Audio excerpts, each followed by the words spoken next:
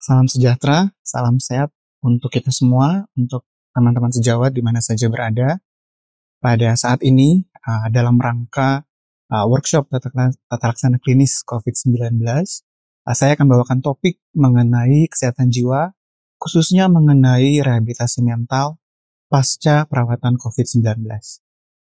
Berikut adalah pembahasan mengenai kesehatan jiwa. Antara lain, pembahasannya adalah mengenai COVID-19 dan gangguan mental atau jiwa, terutama pada mereka yang mengalami isolasi mandiri maupun pasca perawatan. Kemudian pembahasan berikutnya yang lebih spesifik lagi atau lebih khusus lagi adalah mengenai bagaimana teman sejawat di Puskesmas bisa melakukan identifikasi gejala atau gangguan jiwa dan kemudian melakukan atau memberikan tata laksana yang tepat pada gejala atau gangguan jiwa dalam setting Puskesmas.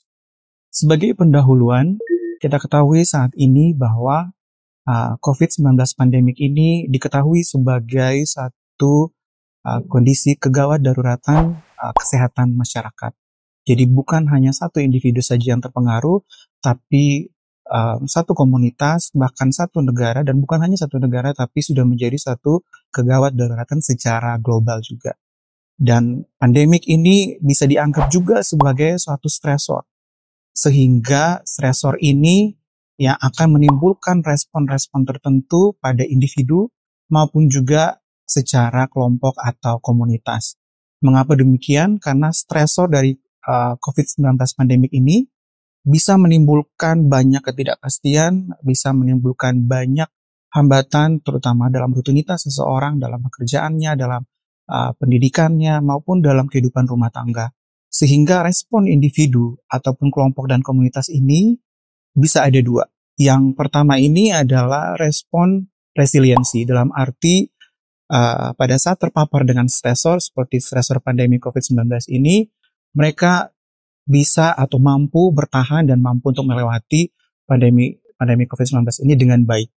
Atau bisa respon sebaliknya, yaitu bisa muncul gejala fisik dan psikologis karena stresor pandemik ini. Kalau kita lihat lagi, khusus pada mereka yang sudah menjadi pasien COVID-19, tentunya kita ketahui prosedurnya adalah mereka harus menjalani isolasi. Dan juga pasca isolasi pasti akan ada transisi perubahan dalam kehidupannya mereka. Nah, pasien-pasien seperti ini yang menjalani isolasi maupun pasca isolasi, mereka bisa pun menimbulkan respon resiliensi atau mereka mampu melewati pandemi ini atau akan muncul gejala fisik atau psikologis. Sehingga pembahasan kita pada saat ini akan fokus banyak kepada dampak psikologis dari COVID-19 ini khususnya pada pasien yang harus menjalani isolasi maupun pasca isolasi. Sebelum kita masuk pada pembahasan utama, kita perlu tahu bahwa selain pandemi COVID-19 ini adalah suatu kondisi stresor, mereka yang terkena COVID-19 dan mereka yang harus menjalani isolasi itu sendiri bisa menimbulkan stresor tambahan. Isolasi itu sendiri, kalau kita lihat definisinya adalah terpisahnya orang yang terdiagnosis atau orang yang sakit dengan mereka yang tidak sakit. Terpisahnya ini pun bisa menjadi suatu stresor bagi mereka yang sudah kena stresor pandemik dan juga harus menjalani isolasi. Sehingga dampak psikologisnya ini bisa sangat signifikan, bisa berlanjut pasca perawatan atau pasca isolasi. Dan perlu diketahui sebelum kita melakukan diagnosis atau mengidentifikasi gejala-gejala psikologis yang muncul, apa saja faktor-faktor yang bisa meningkatkan terjadinya gangguan atau gejala psikologis pada pasien dengan COVID-19. Dan menurut beberapa penelitian yang sudah dilakukan di masa pandemi COVID-19 ini, mereka menemukan bahwa ada banyak faktor yang bisa berpengaruh terhadap terjadinya gangguan jiwa pada pasien COVID-19. Antara lain adalah durasi. Durasi dari isolasi itu sendiri bisa menentukan apakah seseorang akan di kemudian hari muncul gejala psikologis. Kemudian ada perasaan takut infeksi. Dalam arti pada saat mereka sudah terkena COVID-19 dan mereka harus menjalani isolasi, mereka pun bisa merasa takut apakah mereka bisa terkena virus ini kembali ataupun mereka akan menularkan kepada orang lain di sekitarnya. Kemudian ada faktor frustrasi atau kejenuhan. Dalam arti dalam kondisi mereka harus terbatas ruang lingkupnya dalam isolasi, maupun mereka harus terpisah dari keluarga atau orang-orang dekat mereka, ya ini pun bisa menimbulkan satu gangguan. Persediaan dalam arti kebutuhan medis ataupun non medis yang kurang, itu bisa menimbulkan satu kecemasan kepada pasien-pasien COVID-19. Kemudian informasi, kita tahu banyak informasi di luar sana yang mungkin terlalu banyak yang diterima, dan mungkin banyak dari informasi itu kurang tepat atau tidak tepat, sehingga ini bisa menimbulkan satu kegelisahan kepada pasien COVID-19. Kemudian hasil tes, mereka yang menjalani masa isolasi dengan COVID-19 ini, mereka harus menunggu kapan hasil tes mereka keluar dengan hasil yang mungkin sudah negatif. Menunggu hasil itu maupun mendapatkan hasil yang terus-menerus positif bisa juga menimbulkan gejala atau gangguan jiwa. Kemudian stigma yang muncul di masyarakat atau di lingkungan sekitarnya, atau pandangan negatif dari lingkungan terhadap mereka yang terkena COVID, ini pun bisa menimbulkan rasa cemas ataupun gangguan pada pasien COVID-19. Kemudian tentunya selama isolasi kita tahu akan muncul rasa kesepian karena mereka dibatasi ruang lingkupnya dan mereka terpisah dari orang-orang yang dekat dengan mereka. Kita bisa bedakan pada saat mereka pasien dengan COVID-19 ini harus mengikuti prosedur untuk diisolasi, ada muncul gejala-gejala di periode ini, dan kita bisa bandingkan juga dengan periode pasca isolasi atau mungkin pada saat mereka dinyatakan sudah sembuh, ya. Selain muncul gejala fisik COVID-19 pada saat mereka harus menjalankan isolasi, bisa muncul gejala psikologis, ya, dan ini sudah dibuktikan dari penelitian-penelitian yang ada. Yang paling sering adalah gejala cemas, kemudian sulit tidur atau insomnia, kemudian adalah gejala reaksi stres akut, gejala stres pasca trauma, depresi, psikosis, dan banyak lainnya. Kalau kita bandingkan dengan pasca isolasi, kita bisa lihat bahwa ada sedikit perbedaan dari stresor-stresor yang bisa ditemukan oleh pasien-pasien dengan COVID-19. Kalau tadi ada banyak faktor-faktor resiko yang bisa meningkatkan gangguan jiwa pada saat mereka isolasi, pasca isolasi pun dalam beberapa penelitian, walaupun belum banyak ya yang meneliti pasien pasca isolasi, terdapat stresor-stresor yang bisa meningkatkan terjadinya gangguan jiwa itu sendiri. Contohnya reinfeksi, yang mereka takut bahwa walaupun saya sudah sembuh, bisa nggak saya terkena lagi COVID-19 ini. Kemudian faktor ekonomi, di mana mereka harus terputus pekerjaannya mereka, contohnya karena mereka harus menjalani isolasi, sehingga ini akan menjadi beban pada saat mereka harus kembali lagi ke rumah dan harus kembali lagi ke tempat kerja mereka. Kemudian stigma yang mungkin masih muncul di lingkungan mereka walaupun pasien sudah dinyatakan sembuh. Gejala yang umumnya ada pasca isolasi yang dominan dikatakan dalam beberapa penelitian adalah ada gejala kecemasan, depresi, psikosis, dan gejala stres pasca trauma. Pembahasan berikutnya adalah bagaimana teman-teman sejawat semua di Puskesmas bisa melakukan identifikasi terhadap gejala atau gangguan jiwa yang muncul pada pasien dengan COVID-19 pada saat isolasi maupun pada saat mereka sudah sembuh. Yang umum yang akan kita bahas pada saat ini ada 3, sesuai dengan penelitian-penelitian yang muncul. Mereka menemukan yang paling banyak adalah 3 gejala berikut ini atau 3 diagnosis berikut ini, yaitu ansietas, depresi, dan psikosis. Sebagai catatan, dokter-dokter semua bisa menggunakan beberapa kuesioner. Nah, kuesioner ini adalah bentuk screening cepat untuk melihat apakah pasien sudah mengarah pada satu masalah kejiwaan, ya. Seperti contohnya kuesioner mandiri bisa diisi oleh pasien tersebut seperti SRQ-20, PHQ-9, GAD-7, ataupun kuesioner yang bisa diisi oleh dokter pada saat bertemu dengan pasien seperti HAM-D, HAM-A, dan PANS. HAM-D ini untuk depresi, HAM-A untuk ansietas, dan PANS untuk gejala psikosis. Sebelum kita masuk pada gejala dan gangguan jiwa dari 3 topik tadi, saya mau mengingatkan kembali kepada dokter-dokter, teman sejawat semua, mengenai definisi dan etiologi dari gangguan jiwa itu sendiri. Bahwa pada saat kita melakukan diagnosis, kita perlu tahu seseorang akan mengalami suatu gangguan jiwa kalau mereka memiliki 3 hal. Nah, 3 hal ini adalah, pertama, mereka harus menunjukkan adanya gejala atau psikopatologi. Kemudian gejala atau psikopatologi ini akan menimbulkan disfungsi dalam kehidupan mereka sehari-hari, apakah di dalam rumah atau di luar rumah. Dan gejala-gejala tersebut bisa menimbulkan distres atau kesusahan. Di sini ditulis dan atau distres karena ada beberapa pasien dengan gangguan jiwa yang mereka tidak merasa bahwa mereka ini sakit, tapi dampak dari gangguan mereka ini sudah mempengaruhi lingkungan mereka, termasuk keluarga mereka atau komunitas di sekitarnya. Berbicara tentang etiologi gangguan jiwa, kita selalu berpikir bahwa gangguan jiwa tidak hanya disebabkan oleh satu hal, tapi selalu berpikir bahwa gangguan jiwa itu adalah multifaktorial. Ada 3 hal yang berpengaruh yang perlu dipikirkan dan juga perlu mungkin dicari oleh dokter-dokter di puskesmas, seperti faktor biologi.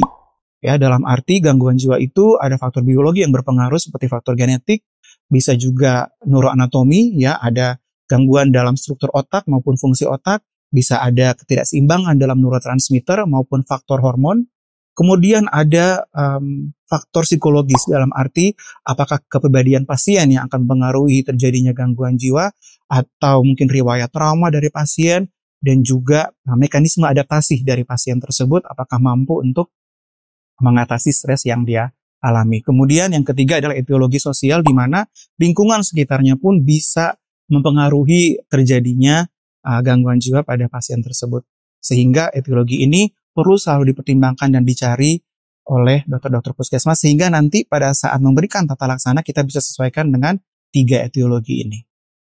Sebelum masuk kepada diagnosis gangguan jiwa, saya mau mengingatkan kembali bahwa dalam melakukan pendekatan kepada pasien-pasien dengan gangguan jiwa, sangat penting untuk melakukan wawancara psikiatrik yang baik. Wawancara psikiatrik ini tentunya selalu dimulai dengan bagaimana kita membina raport. Dalam arti kita membangun kerjasama, membangun rasa percaya dari pasien dan keluarga kepada kita, pihak dokter, supaya komunikasi kita akan bisa lancar ke depannya. Dan jangan lupa juga di dalam melakukan pendekatan kepada pasien, kita selalu mengeksplorasi semua gejala-gejala maupun riwayat yang terjadi saat ini, riwayat penyakit dahulu. Kita juga perlu ketahui tentang keluarga dan lingkungan pasien, karena lingkungan pasien bisa menjadi stresor atau bisa menjadi dukungan kepada pasien dalam perbaikan atau pemulihannya. Kita masuk pada gejala yang pertama, yaitu ansietas, yang sering dilaporkan oleh penelitian-penelitian pada pasien COVID-19. Kita ketahui gejala ansietas bukan hanya satu gejala, tapi manifestasinya ada 3. Manifestasi yang pertama adalah ansietas dalam bentuk fisik. Ya, gejala-gejala fisik ansietas bisa berupa berkeringat, gemetar, jantung berdebar, nafas pendek, nadi dan tekanan darah naik, mulut kering, bisa gangguan gastrointestinal, dan lain-lainnya. Kemudian gejala ansietas berikutnya adalah gejala psikologis. Nah, ini contohnya pasiennya bisa mengeluh cemas dan takut yang berlebihan, mereka bisa mudah marah, mungkin mimpi buruk, dan mungkin ada masalah kognitif seperti mudah lupa dan juga sulit berkonsentrasi. Gejala manifestasi yang lain dari ansietas adalah gejala perilaku.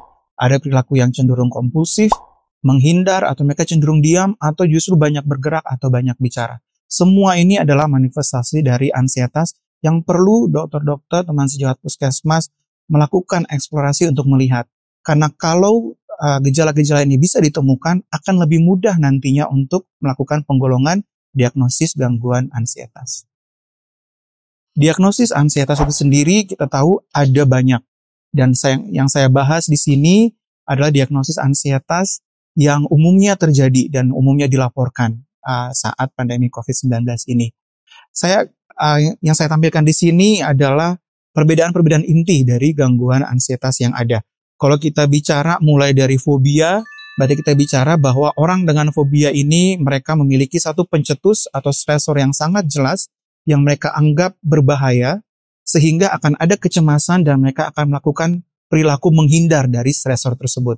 Dan ini membuat mereka mengalami disfungsi dan juga mengalami kesusahan dalam kehidupan mereka sehari-hari. Kalau kita bicara tentang diagnosis berikutnya, yaitu gangguan panik. Khas dari gangguan panik itu harus ada minimal lebih dari satu serangan panik per bulan. Kalau kita ketahui serangan panik itu pada umumnya adalah gejala-gejala otonomik ya. Jantung berdebar, keringat dingin, rasanya sesak nafas, dan rasanya seperti mau mati. Ya, dan ini biasanya khas pada gangguan panik. Kemudian yang berikut adalah gangguan ansietas menyeluruh, di mana hampir setiap hari dalam beberapa bulan ataupun beberapa minggu bisa muncul kecemasan walaupun tanpa ada trigger yang nyata pada saat itu. Ya, dan biasanya yang membuat mereka cemas hampir setiap hari ini adalah mereka sering memikirkan hal-hal buruk yang mungkin terjadi di kemudian hari pada diri mereka atau keluarga mereka. Kemudian gangguan yang berikut adalah gangguan obsesif kompulsif. Kalau kita tahu obsesif kompulsif ini adalah di mana muncul ide atau pikiran yang tidak bisa mereka lawan, dan ide ini membuat mereka tidak bisa merasakan kesenangan, dan karena ada ide dalam pikiran mereka, muncullah tindakan yang kompulsif di mana mereka harus melakukan apa yang dipikirkan mereka itu supaya mereka bisa merasa lega. Jadi contohnya orang yang berpikir bahwa mereka harus terus-menerus cuci tangan supaya tidak terkena virus. Kalau mereka tidak cuci tangan, mereka akan merasa sangat gelisah, sehingga kompulsifnya mereka adalah mereka akan terus-menerus cuci tangan supaya ide dalam pikirannya mereka itu bisa mereka tenangkan. Kemudian ada gangguan somatisasi di mana cemasnya ini pasien akan mengeluhkan ada banyak keluhan fisik di badan mereka, tapi pada saat diperiksa secara fisik dan penunjang, semua hasilnya normal. Tapi muncul kecemasan terhadap gejala-gejala fisik di organ-organ yang berbeda di tubuh mereka. Kemudian hipokondriasis adalah kecemasan terhadap keluhan fisik yang mengarah pada satu gangguan medis yang berat. Contohnya mereka merasa sakit perut, dan yang terbayang dalam pikiran mereka adalah mereka bisa saja mengalami satu penyakit kanker. Dan ini mereka akan merasa cemas terus-menerus, dan mereka akan periksakan ke dokter, dan hasilnya secara fisik maupun penunjang akan menunjukkan pemeriksaan yang normal. Ini mengarah pada suatu gangguan hipokondriasis. Selain gangguan-gangguan ansietas tadi, ada juga gangguan ansietas yang terkait dengan stres. Dalam arti, stresor itu muncul, ya, sesuatu kejadian yang tidak nyaman, setelah kejadian ini terjadi akan muncul gejala-gejala pasca stresor itu muncul. Kita bisa bedakan di 3 diagnosis. Yang pertama adalah reaksi stres akut, di mana reaksi stres akut ini stresornya harus jelas dan stresor yang berat dan mengancam nyawa. Ya, contohnya mereka menyaksikan seseorang meninggal depan mereka, ataupun mereka terpapar dengan keluarga yang mungkin meninggal.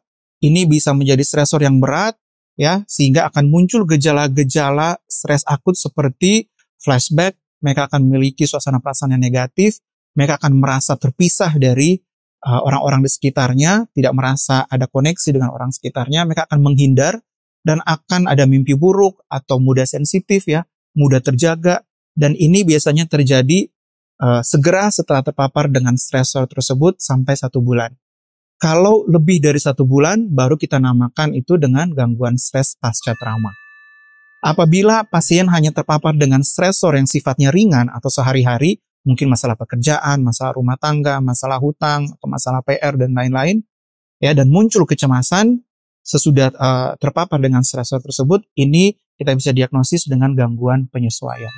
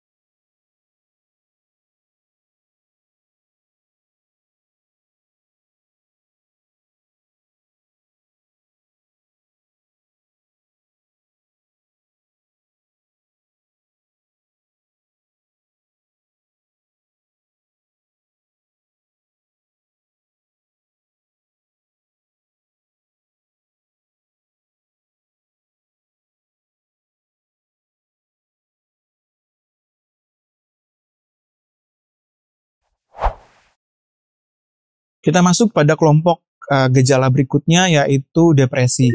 Kita perlu ingat kembali bahwa depresi memiliki gejala mayor dan gejala minor.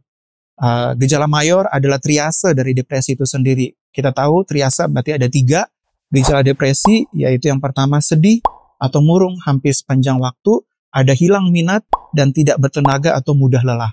Kemudian gejala minor, kita bisa lihat di sini ada beberapa, yaitu rasa tidak berguna, ya, merasa pesimis tentang kehidupannya, harga dirinya yang kurang, ada masalah tidur, masalah makan, ada ide bunuh diri, maupun konsentrasi atau perhatiannya yang berkurang. Kalau kita sudah bisa eksplorasi gejala mayor tersebut dan gejala minor pada pasien, kita kemudian bisa menggolongkannya pada tingkat keparahan dari depresi itu sendiri. Seperti depresi ringan, depresi sedang, dan depresi berat. Kita bisa lihat di sini sesuai dengan PPDGJ 3 ya yang saya ambil, berdasarkan gejala-gejala mayor dan minor, kita bisa golongkan apakah itu ringan, sedang, dan berat. Yang saya mau tekankan di sini, apabila mereka dengan COVID-19 sudah melaporkan bahwa atau mengeluh mereka mulai merasa putus asa, mereka merasa bahwa hidup mereka sudah tidak berarti dan mereka mau mengakhiri hidup mereka, ini berarti sudah menjadi gejala khas dari depresi yang berat. Dan jangan lupa juga bahwa depresi ini ada diagnosis banding seperti distimia dan juga bipolar yang perlu dipelajari lebih lanjut oleh teman-teman sejawat semua. Kalau bicara tentang bipolar berarti ada gejala depresi maupun gejala manik yang muncul dalam perjalanan penyakit pasien. Kemudian kita bisa lihat kelompok gejala berikutnya, yaitu gejala psikosis. Gejala psikosis ada 2 gejala utama kalau kita lihat dari panduan diagnosis PPDGJ 3, yaitu gejala positif dan gejala negatif. Kalau gejala positif berarti gejala-gejala yang muncul pada pasien ini cenderung gejala yang mencolok, yang mengganggu, bukan hanya mengganggu ke pasien, tapi nampak juga dari keluarganya atau lingkungannya, sehingga mereka akan kesusahan dan mereka akan langsung melapor kepada tenaga medis. Contoh dari gejala positif ini antara lain adalah halusinasi, di mana persepsi mereka salah ya terhadap yang terjadi di sekitar mereka. Contohnya mereka bisa berhalusinasi mendengarkan suara-suara di telinga mereka, tapi tidak ada yang berbicara di sekeliling mereka dan orang lain pun tidak mengalami hal yang sama. Ataupun mereka mengalami halusinasi visual, di mana mereka melihat sesuatu, melihat bayangan yang orang lain tidak melihat. Ya. Kemudian gejala positif lain yang khas pada psikotik juga adalah gejala waham, di mana waham ini adalah suatu keyakinan yang salah, yang tidak sesuai dengan budaya atau kultur di sekitarnya, tapi saking dia percayanya sehingga kita tidak bisa patahkan. Ya. Kemudian gejala positif lainnya dari psikotik ini adalah adanya perilaku yang kacau, ya, maupun pembicaraan yang kacau atau aneh atau tidak biasanya. Kemudian gejala negatif. Gejala negatif ini berarti sesuatu yang cenderung tidak terlalu mencolok, yang mungkin banyak orang akan melihat ini gejala yang biasa saja, jadi tidak perlu dilaporkan kepada dokter. Tapi gejala negatif ini perlu diobservasi dan perlu dilihat dan perlu ditanya juga oleh dokter-dokter semua kepada pihak keluarga maupun pasien, apakah ada emosi yang datar, tidak ada motivasi dan energi, kehilangan minat dan kesenangan dalam aktivitas maupun interaksi sosial yang berkurang. Kalau tadi kita sudah mengeksplorasi tentang gejala-gejala positif maupun negatif, kita sudah tanya dengan baik, ya, kita bisa menggolongkan gejala-gejala tersebut ke diagnosis psikotik yang mana. Ya, kalau kita lihat yang paling sering yang muncul pada pasien COVID-19, apakah saat isolasi atau pasca isolasi adalah psikotik akut. Psikotik akut berarti gejala-gejala psikosis yang tadi itu muncul dalam 2 minggu dan menimbulkan disfungsi dan atau distres pada kehidupan pasien. Kalau muncul waham atau halusinasi atau gejala psikotik tadi ya lebih dari 1 bulan atau 1 bulan atau lebih, kita bisa golongkan ini pada suatu diagnosis skizofrenia paranoid. Kalau ada gejala psikotik, ya gejala positif, negatif, disertai dengan gejala suasana perasaan, berarti ini bisa kita golongkan cenderung ke arah gangguan skizoafektif. Berarti ada gejala psikotik bersamaan dengan gejala suasana perasaan pada pasien, apakah itu depresi atau itu kondisi mania. Jangan lupa juga ada diagnosis banding dari psikotik ini sendiri antara lain skizofrenia tipe yang lain maupun gangguan waham. Setelah kita pastikan gejala-gejala dan diagnosis pada pasien, berarti saatnya dokter-dokter untuk bisa memberikan tata laksana sesuai dengan keluhan pasien atau diagnosisnya. Tapi tentunya saya mau mengingatkan kembali bahwa dalam mendiagnosis gangguan jiwa kita perlu pastikan, kita perlu eksklusi apakah ini murni gangguan jiwa ataukah ada unsur organik atau faktor fisik yang perlu diperiksa lebih lanjut dalam pemeriksaan penunjang seperti lab atau pencitraan radiologi, sehingga kita singkirkan semua kemungkinan itu, baru kita bisa mendiagnosis ini adalah murni satu gangguan jiwa. Tata laksana yang awal adalah tentunya tata laksana psikofarmakologi. Ya, psikofarmakologi, kemudian nanti ada tata laksana psikososial dan juga ada tata laksana rujukan. Dalam arti apabila kondisi pasien ini memerlukan perawatan inap, kemudian tidak tersedia sumber daya yang memadai di puskesmas dokter-dokter semua, berarti mungkin bisa dirujuk ke rumah sakit atau ke spesialis terkait.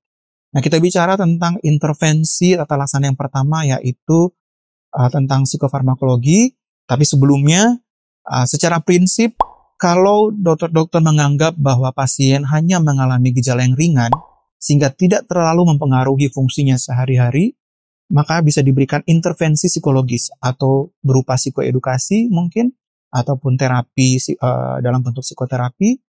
Kalaupun sudah mengalami gejala yang sedang atau berat, kita bisa pertimbangkan untuk memberikan tata laksana obat dan juga psikoterapi. Intervensi yang pertama adalah intervensi psikofarmakologi. Kita ingat kembali tentang prinsip pada pemberian obat, yaitu kita perlu memilih obat yang tepat sesuai dengan keluhan pasien. Kita perlu memberikan dosis yang tepat juga, ya, tidak kurang, tidak berlebih.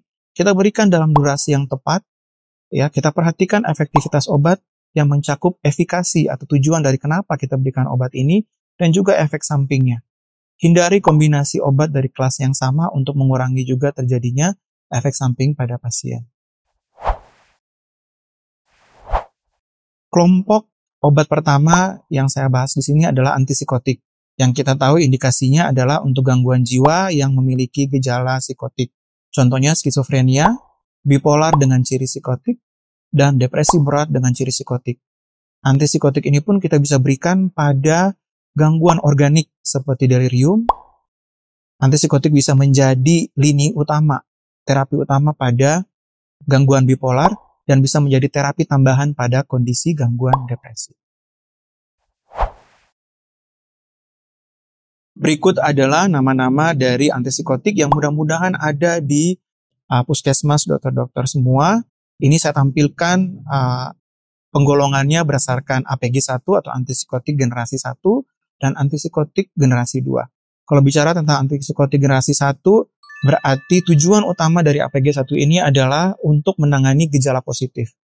Kalau APG 2, generasi 2 berarti untuk mereka dengan gejala positif dan gejala negatif yang dominan. Jangan lupa juga profil efek samping ya dari antipsikotik ini, yang umumnya kalau dokter-dokter memberikan APG 1, berarti harus waspada dan perlu diedukasi juga kepada pasien dan keluarga tentang efek samping ekstrapiramidal atau gangguan neurologis, gangguan pergerakan. Antara lain ada akasia, distonia akut, parkinsonisme, dan tardif dyskinesia. Kalau dokter-dokter memberikan APG 2 atau generasi 2, cenderung efek samping yang banyak adalah obesitas dan metabolic syndrome. Sehingga hal-hal ini perlu kita sampaikan kepada pasien untuk mereka waspada dan pastikan juga dokter-dokter mampu untuk menangani efek samping ini kalau ini terjadi supaya pasien dan keluarga bisa merasa tenang. Kelompok obat berikutnya adalah antidepresan.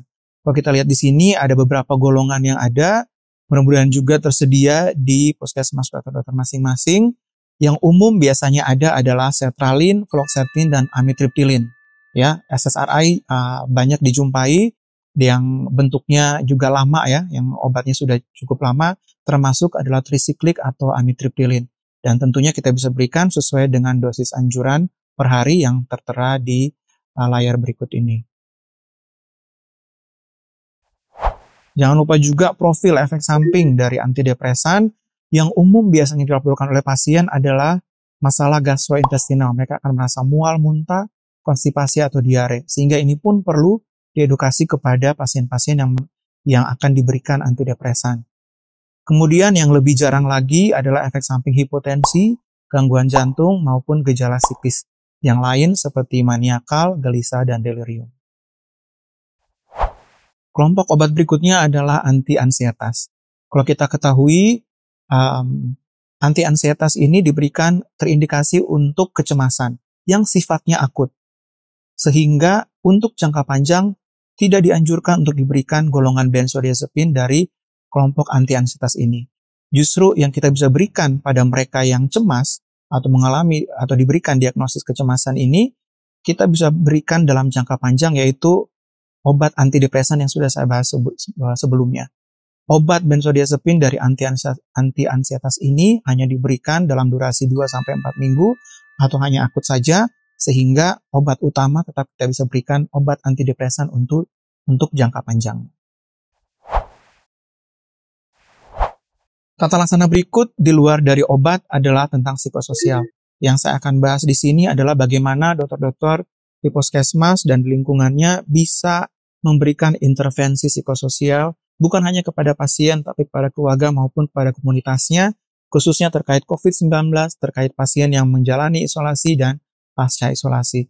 Ada 2 hal yang akan saya bahas di sini, yaitu psikoedukasi dan dukungan psikososial yang bisa kita berikan, dan juga bagaimana melakukan psikoterapi suportif yang bisa diberikan oleh dokter umum pada saat berada di puskesmas di depan pasien.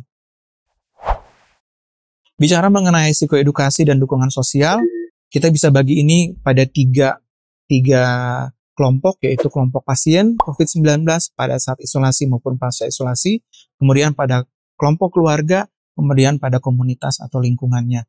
Kalau kita lihat yang pertama kepada pasien, kita perlu ketahui pada saat pasien harus menjalani isolasi setelah didiagnosis dengan COVID-19, tentunya akan banyak adaptasi yang harus dia lakukan, ya, sehingga yang bisa diberikan oleh kita dokter-dokter kepada pasien tersebut adalah informasi tentang cara melakukan isolasi mandiri.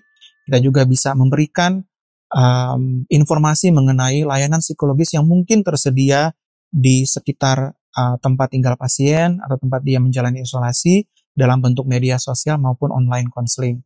Jangan lupa juga pasien pada saat selesai isolasi atau mereka dinyatakan sembuh, mereka pun harus melakukan transisi pada saat berada di rumah, sehingga kita dokter-dokter harus memberikan edukasi bagaimana dia bisa menjaga kesehatan fisik dan jiwanya di rumah, dan bagaimana juga dia bisa mengikuti instruksi dokter untuk minum obat teratur dan kontrol rutin sesuai dengan anjuran dari dokter puskesmas. Dan pastikan pasien-pasien tetap terhubung dengan keluarga mereka untuk mendapatkan dukungan emosional juga supaya mereka bisa pulih lebih cepat lagi. Kepada kelompok keluarga pasien, diharapkan dokter-dokter puskesmas juga bisa memberikan dukungan emosi, bisa menghimbau kepada keluarga pasien untuk memberikan dukungan emosional yang positif kepada pasien yang menjalani isolasi, ya. Kemudian menyiapkan keluarga terhadap semua kemungkinan yang bisa terjadi kepada pasien yang sedang menjalani isolasi. Pastikan juga bahwa keluarga bisa mengakses berbagai macam layanan dan informasi mengenai COVID-19 maupun mengenai masalah gangguan jiwa yang ada pada pasien. Kemudian pasca isolasi yang penting untuk kita siapkan pada keluarga adalah bagaimana nanti keluarga bisa siap menerima pasien di rumah dengan sarana, fasilitas, kebutuhan pasien. Pastikan juga pada saat pasien pulang ke rumah, keluarga bisa tahu status pasien seperti apa dan apa yang harus pasien lakukan ke depannya, seperti harus berobat rutin ke dokter maupun harus minum obat rutin sesuai dengan anjuran dokter. Kepada komunitas, tentunya kita sebagai dokter-dokter pun punya peran, ya, punya peran untuk tujuan utamanya adalah mengurangi stigma yang bisa muncul pada pasien dengan COVID-19, apakah pada saat mereka lagi isolasi atau pada saat mereka pulang ke rumah. Bagaimana mengurangi stigma? Kita dokter-dokter bisa melakukan pendekatan pada tokoh masyarakat maupun kepada komunitas sekitar kita, memberikan edukasi, memberikan penyuluhan mengenai COVID-19, mengenai pentingnya isolasi, mengenai juga tentang gangguan jiwa. Sehingga dengan banyaknya peningkatan dari pengetahuan komunitas, maka stigma pun bisa kita hindarkan. Kemudian pada saat pasien bisa pulang ke rumah, kita bisa himbau komunitas untuk tidak menjauhkan pasien dari interaksi sosial, walaupun interaksi sosial itu hanya lewat media sosial ya, atau virtual ataupun online. Diharapkan komunitas bisa menjadi sumber untuk dukungan juga, saling menguatkan satu sama lain, dan juga bisa menyediakan kelompok-kelompok dukungan ya untuk mengakomodir pasien pada saat pulang ke rumah. Kemudian selain psikoedukasi maupun intervensi psikososial tadi, dokter umum pun bisa melakukan psikoterapi suportif ya dengan tujuan gejala emosi atau psikologis pasien bisa membaik, bisa mempertahankan self-esteem dari pasien atau tingkat kepercayaan dirinya, maupun kita bisa memberikan keterampilan yang adaptif pada pasien di kemudian hari agar mereka bisa menghadapi stresor. Teknik-teknik yang ada seperti saya sampaikan sebelumnya, kalau kita bisa bina raport dengan baik, ya, kita bisa membangun kepercayaan pasien kepada kita bisa berikan empati, mencoba mengerti, kita berikan pujian kepada pasien pada saat ada hal-hal positif yang dia sudah lakukan. Ini semua tentunya bisa membuat perbaikan gejala, terutama gejala psikologis pada pasien. Dan tentunya dalam psikoterapi suportif ini kita bisa berikan juga saran-saran petunjuk untuk bagaimana mereka bisa memiliki coping mechanism yang baik di kemudian hari. Sebelum saya mengakhiri pembahasan saya pada saat ini, saya memasukkan satu pembahasan singkat saja mengenai dukungan psikososial bagi kelompok rentan atau populasi yang khusus. Kalau tadi kita bicara banyak tentang penanganan pada orang dewasa, tapi kita perlu ketahui juga bahwa ada kelompok rentan di luar sana yang mungkin membutuhkan tata laksana atau perhatian yang sama atau mungkin lebih ya daripada orang dewasa, yang saya bagi di sini dalam kelompok lansia, kelompok anak remaja, dan juga kelompok ODMK atau orang dengan masalah kejiwaan dan ODGJ atau orang dengan gangguan jiwa. Yang saya masukkan di sini secara singkat adalah bagaimana dokter-dokter ini maupun yang di puskesmas bisa melibatkan lansia ya, apalagi mereka mungkin yang dalam isolasi atau mereka dengan yang sudah terdiagnosis dengan COVID-19, untuk mereka tetap merasa bahwa mereka adalah bagian dari komunitas mereka sendiri, mereka tidak merasa tertinggal. Kita berikan informasi tepat tentang medis, tentang gangguan yang mereka alami, supaya mereka pun bisa mengerti apa yang sedang terjadi dalam diri mereka. Kita berikan juga satu fasilitas kelompok dukungan, dalam arti apabila lansia tidak bisa keluar rumah, ya karena mereka tidak bisa membeli makanan dan lain-lain karena juga keterbatasan fisik, ya kita bisa sediakan kelompok dukungan yang bisa mengakomodir itu, bisa membantu lansia untuk bisa melangsungkan kehidupan mereka sehari-hari. Kemudian kelompok rentan anak remaja.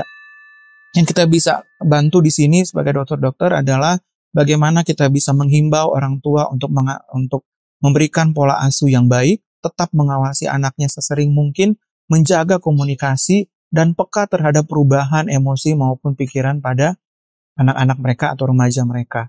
Dan pada kelompok ODMK dan ODGJ, kita bisa ajarkan mereka coping skill yang baik walaupun mereka memiliki masalah atau gangguan jiwa yang sudah ada sebelum terjadinya pandemi COVID-19 ini, dan juga pada mereka yang memang sudah memiliki gangguan dan sudah berobat, bahkan sebelum pandemi ini mulai, kita tetap himbau untuk mereka datang, untuk mereka berobat, dan minum obat juga rutin sesuai dengan instruksi dokter.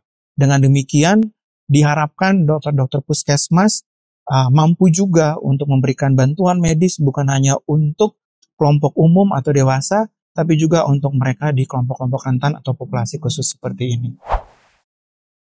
Dengan demikian, diharapkan pembahasan saya pada saat ini bisa membantu dokter-dokter puskesmas semua untuk memberikan penanganan yang terbaik, ya sesuai dengan kemampuan di puskesmas juga kepada mereka, yaitu pasien COVID-19 yang mengalami gangguan jiwa, apakah dalam isolasi ataupun sesudah isolasi atau sembuh.